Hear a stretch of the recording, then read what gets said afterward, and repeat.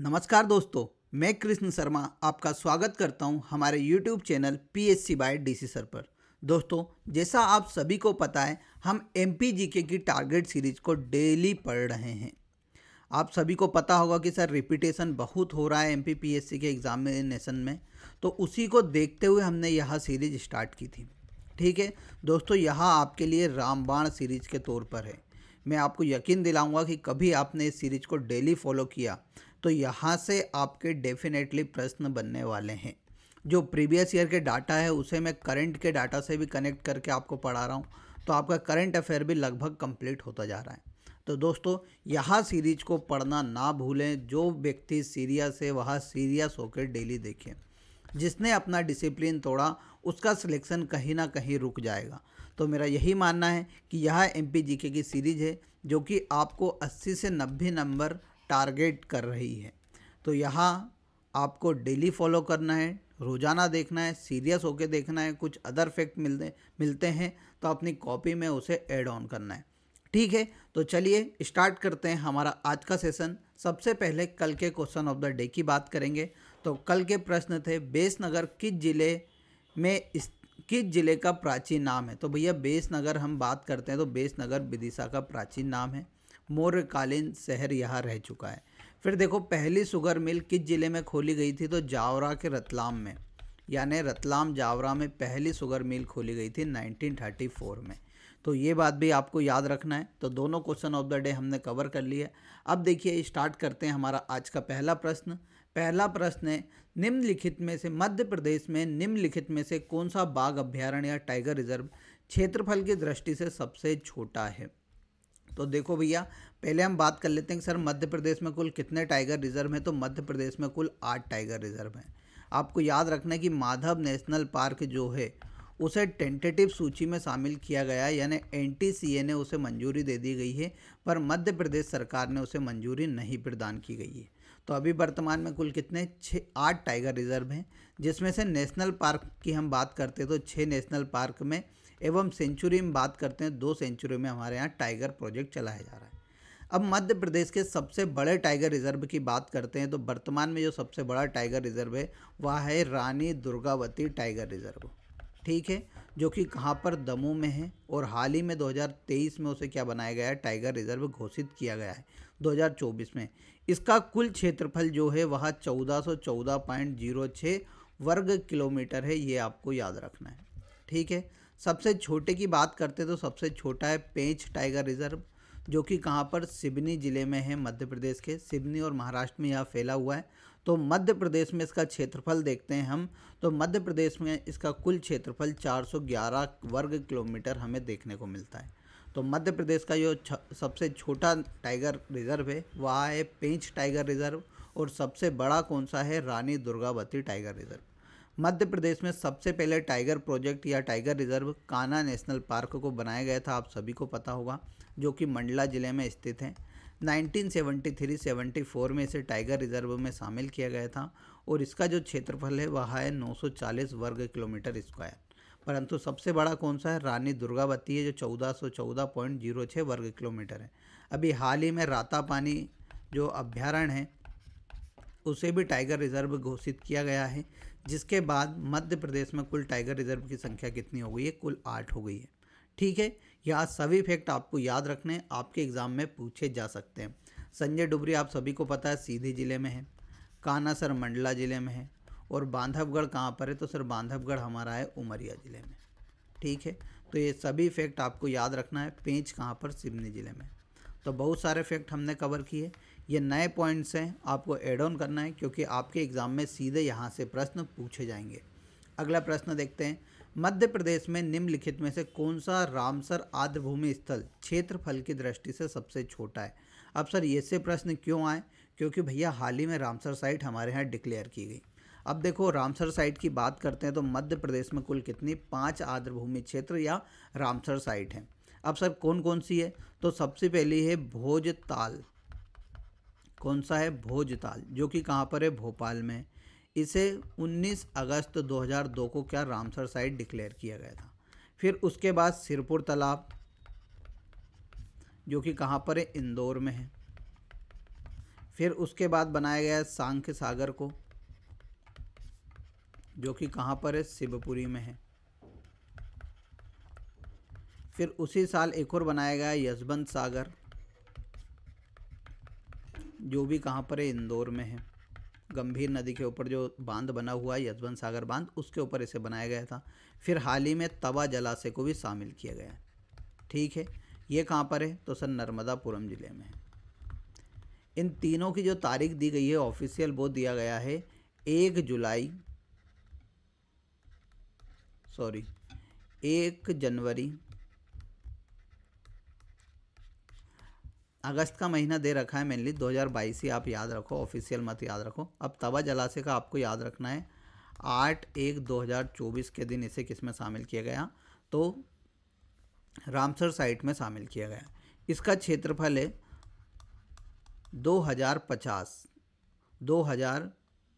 20,050 वर्ग kilometre square इसका क्या है, क्षेत्रफल है। और यह मध्य प्रदेश का सबसे बड़ा क्या है, हमारा रामसर साइट है। सबसे छोटी रामसर साइट की बात करते हैं तो सबसे छोटा है हमारा कौन सा, सिरपुर तालाब, जो कि केवल 161 वर्ग किलोमीटर में फैला हुआ है। तो सबसे छोटा है आर्द्रभूमि, सिरपुर आर्द्रभूमि स्थल। सबसे बड़ा है तवा जलाशय, आपको याद रखना है। भोजताल को मत लगा के जाना। भोजताल का जो क्षेत्रफल है वह लगभग 3201 वर्ग किलोमीटर है। ठीक है, और तवा जलाशय का कितना है, 20,000 वर्ग किलोमीटर के लगभग है। तो आपको याद रखना है कि सबसे बड़ा कौन सा है, तवा जलाशय। 5 रामसर साइट है, इसे भी याद रखना है। अगला प्रश्न है, मध्य प्रदेश में कोलार सिंचाई परियोजना निम्नलिखित में से किस नदी बेसिन में स्थित है। अब कोलार सिंचाई परियोजना की बात करते हैं तो सर आपने बताया था कोलार सिंचाई परियोजना सीहोर जिले में स्थित है। कहाँ पर है, सीहोर जिले में स्थित है। सीहोर और भोपाल की बाउंड्री पर मेनली स्थित है, परंतु इसे सीहोर जिले में बताया जाता है। यह नर्मदा घाटी का एक हिस्सा है, क्योंकि कोलार नदी किसकी सहायक नदी है, तो नर्मदा नदी की सहायक है। तो नर्मदा घाटी सिंचाई परियोजना का यह हिस्सा है, तो इसका राइट आंसर है नर्मदा। अगला प्रश्न देखते हैं, कारा, करजन, खुर्दी, कोटर निम्नलिखित में से किस नदी की सहायक नदी है। तो देखो दोस्तों, तब भी कुछ डिफरेंट नाम हमें सुनने को मिले कि भैया कुछ भी कुछ अलग ही आ रहा है सर, हमने तो कभी नहीं पढ़ा ऐसे नाम। तो यहाँ सभी जो परियोजना होंगी वह नर्मदा नदी की क्या होंगी, सहायक नदी होंगी। जैसे लोग बाग बोलते हैं कि जानवरों का नाम आ जाए, शेर, हथनी, दूधी, शक्कर, तवा, ठीक है, गंजाल, फिर आदि, मोरनी आदि जितनी भी नदी आती हैं यह सभी किसकी सहायक नदी हैं, तो नर्मदा नदी की सहायक नदी है। कुल 41 सहायक नदियां हैं नर्मदा की, यह भी आपको याद रखना है। ठीक है, तो कुछ भी डिफरेंट नाम आता है तो आपको नर्मदा नदी लगा के आना है।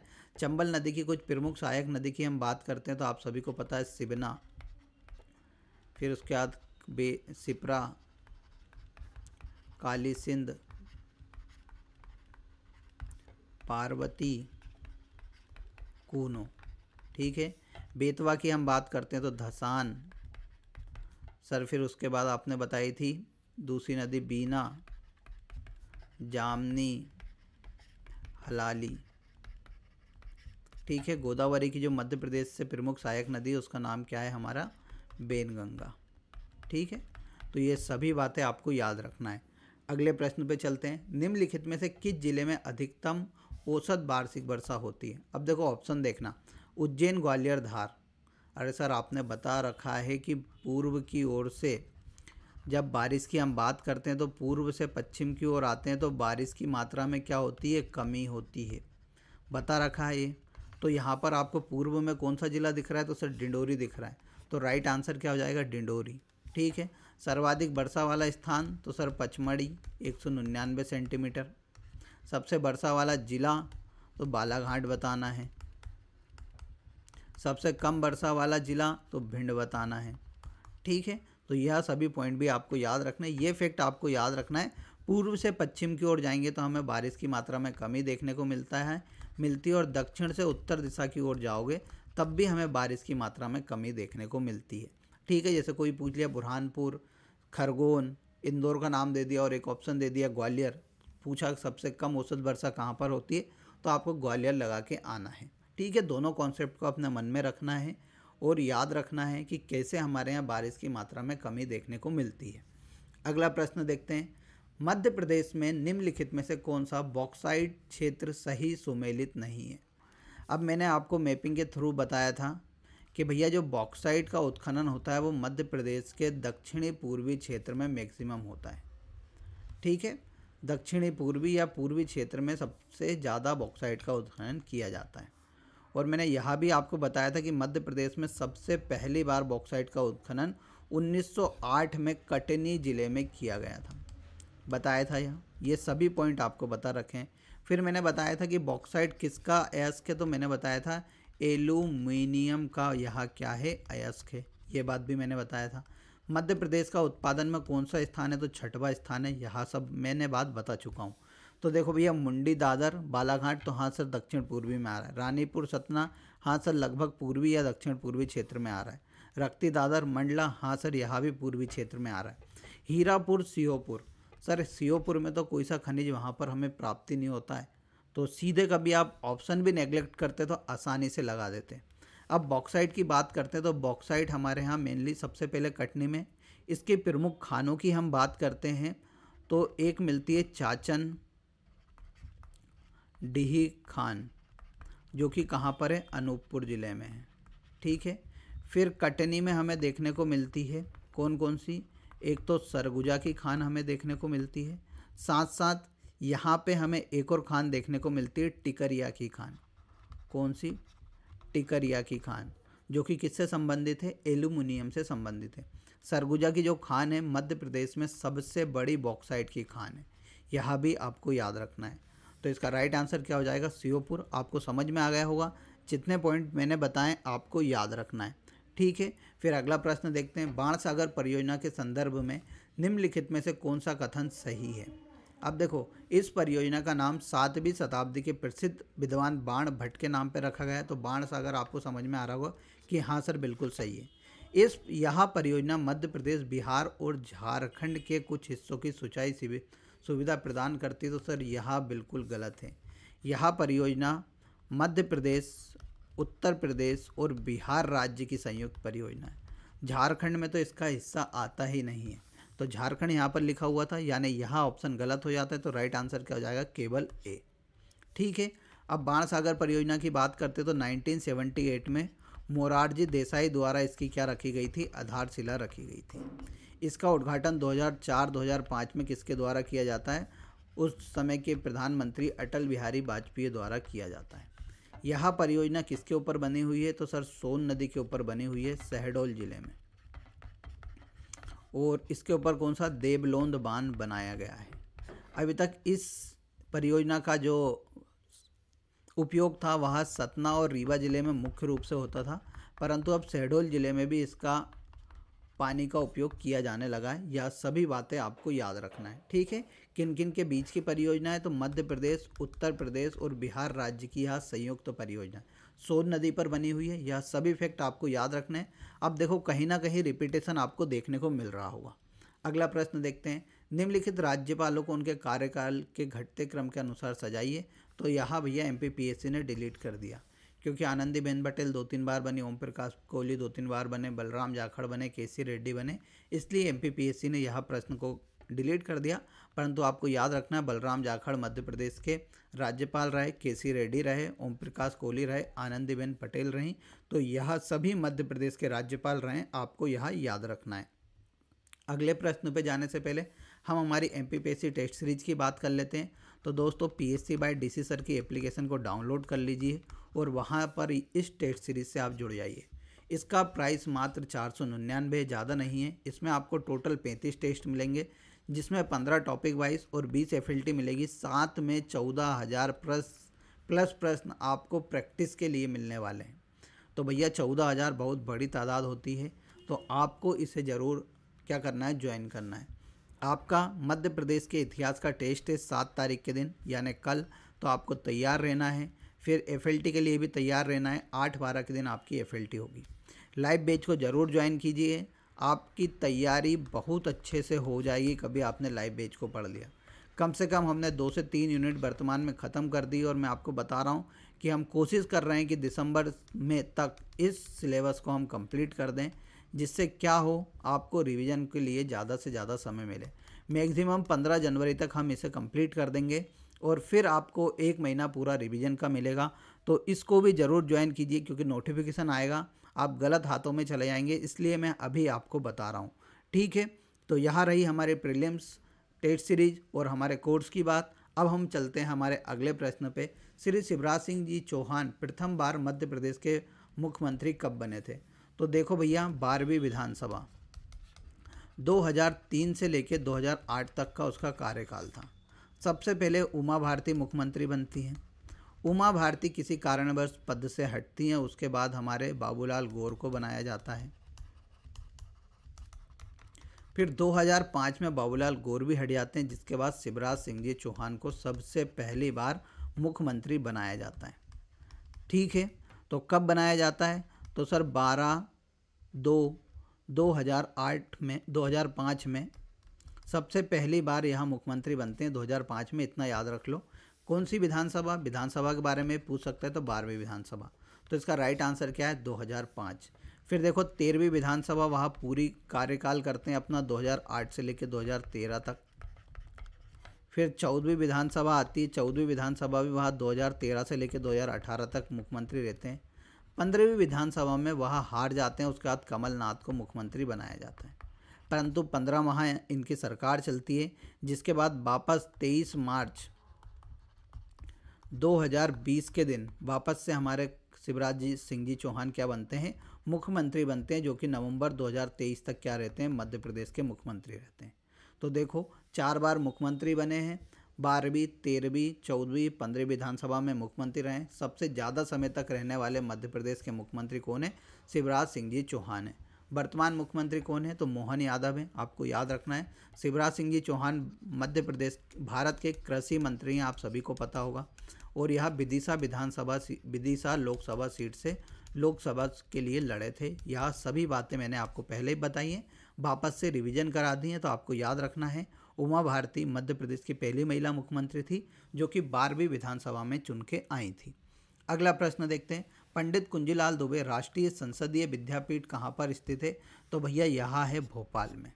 अब भैया सबसे पहले तो पंडित कुंजीलाल दुबे की बात कर लेते हैं। तो पंडित कुंजीलाल दुबे नरसिंहपुर जिले से संबंधित थे और यहाँ मध्य प्रदेश के पहले विधानसभा अध्यक्ष थे। ठीक है, पहले विधानसभा अध्यक्ष थे मध्य प्रदेश के। इनको कुंजी पुरुष, इन्हें विधि पुरुष के नाम से भी जाना जाता था।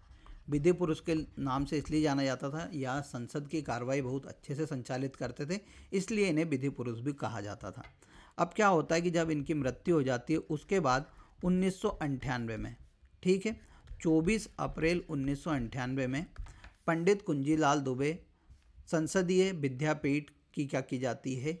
का उद्घाटन किया जाता है। कब? 1998 में। डेट भी पूछ सकता है। ठीक है, इसका मुख्यालय कहाँ पर है? तो भोपाल में यह स्थित है। सर यह संस्था क्या करती है? तो यह संसदीय कार्यवाही जो होती है, संसद की प्रक्रिया या पद्धति होती है, उन सब की जानकारी यहाँ पर प्रदान की जाती है। कभी आप भोपाल जाओ तो इसे ज़रूर घूम के आना, बहुत अच्छा बना हुआ है। ठीक है, तो पंडित कुंजीलाल दुबे राष्ट्रीय संसदीय विद्यापीठ के बारे में इतनी जानकारी सफिशिएंट है। अगला प्रश्न देखते हैं। मध्य प्रदेश राज्य निर्वाचन आयोग अस्तित्व में आया। अब देखो भैया, अधिकतर बार इन्होंने कितना दिया है? 1 फरवरी 1994 एमपीपीएससी ने आंसर दिया है, और इसमें 1 फरवरी तो कहीं नहीं है, तो हमें क्या लगा के आना है? 15 फरवरी 1994 लगा के आना है।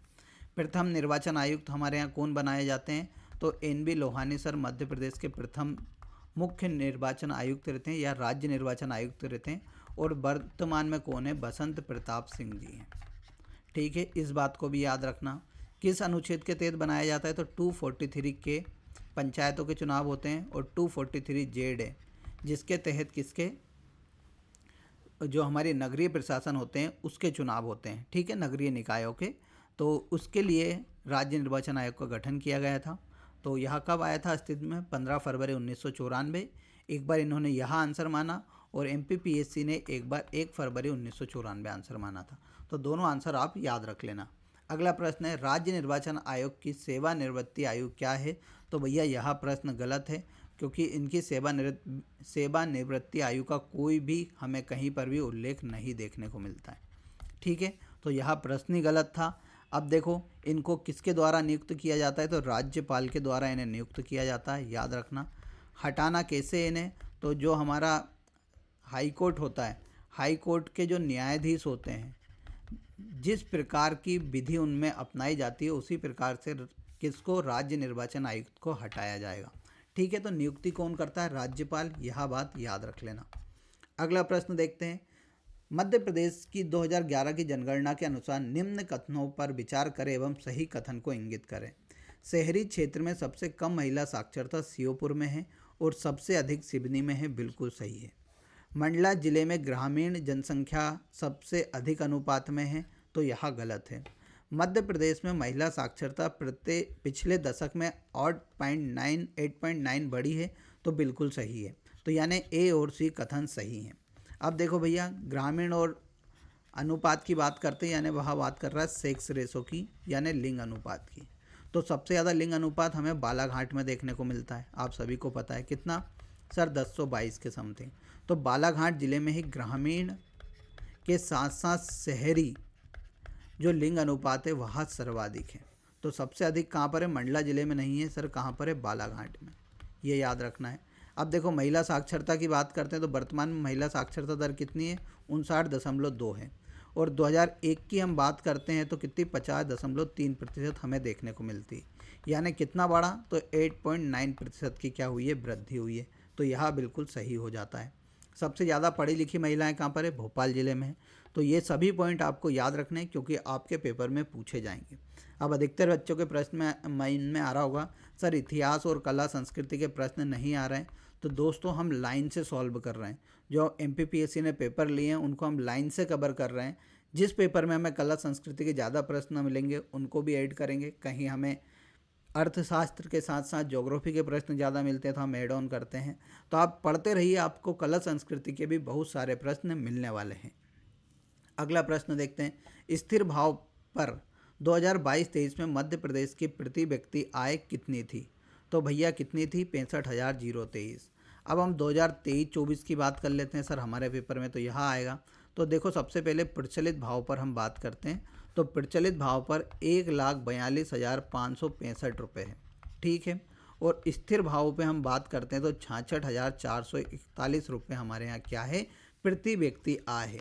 यहाँ इकोनॉमिक सर्वे 2023-24 के अनुसार है, आपके पेपर में पूछा जा सकता है, आपको याद रखना है। अगले प्रश्न पे चलते हैं। मध्य प्रदेश के निम्नलिखित किस शहर को भारत मिशन के तहत भारत सरकार से 5 सितारा रेटिंग प्राप्त हुई है, तो भैया 5 स्टार रेटिंग इंदौर जिले को और भोपाल जिले को प्राप्त हुई थी, तो दोनों याद रख लेना। अगला प्रश्न है। मध्य प्रदेश के मुख्यमंत्री द्वारा लाडली बहना योजना को कहाँ से शुरू किया गया था, तो मैंने आपको बताया था मार्च 2023 में भोपाल से। मार्च 2023 में भोपाल से क्या, लाडली बहना योजना की शुरुआत की गई थी। ये मैं आपको बहुत बार बता चुका हूँ। इसके लिए महिला की उम्र 21 से लेकर 60 वर्ष होनी चाहिए, विवाहित हो, विधवा हो, इन सभी महिलाओं को इसका लाभ मिलता है। पहले इसमें 1,000 रुपये दिए जाते थे, परंतु वर्तमान में 1,250 रुपये प्रति माह दिया जाता है। तो ये सभी बातें आपको याद रखनी है क्योंकि आपके पेपर में यहाँ से प्रश्न आ सकते हैं, ठीक है। बहुत डिटेल में पहले भी समझाया था, आज भी कुछ फैक्ट थे उनको हमने कवर कर लिया। अब अगली प्रश्न देखते हैं। स्किल सेल एनीमिया मिशन 2047 का शुभारंभ किस राज्य से किया गया था, तो यहाँ भी मैंने बताया था सिकल सेल। पहले तो हम बात करते हैं सिकल सेल क्या है। तो सिकल सेल भैया एक प्रकार की क्या है, रक्त संबंधी विकार है, ठीक है। जेनेटिकली यहाँ अपने माता पिता से बच्चों में आ जाती है।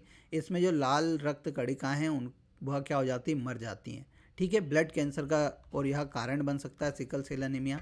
तो 1 जुलाई 2023 के दिन प्रधानमंत्री नरेंद्र मोदी द्वारा शहडोल जिले से सिकल सेल एनीमिया का क्या किया गया था, सिकल सेल एनीमिया मिशन 2047 का शुभारंभ किया गया था। कहाँ से, मध्य प्रदेश के शहडोल जिले से। अब इसका जो मिशन है वह क्या है कि 2047 तक भारत से पूरा सिकल सेल एनीमिया को हमें समाप्त करना है, यहाँ इसमें लक्ष्य रखा गया था। इसमें कहा गया कि भैया 2023-24 से लेके 2025-26 तक लगभग 7 करोड़ लोगों का हम क्या कर लेंगे, चेकअप कर लेंगे। कितने लोगों का, 7 करोड़ लोगों का हम चेकअप कर लेंगे।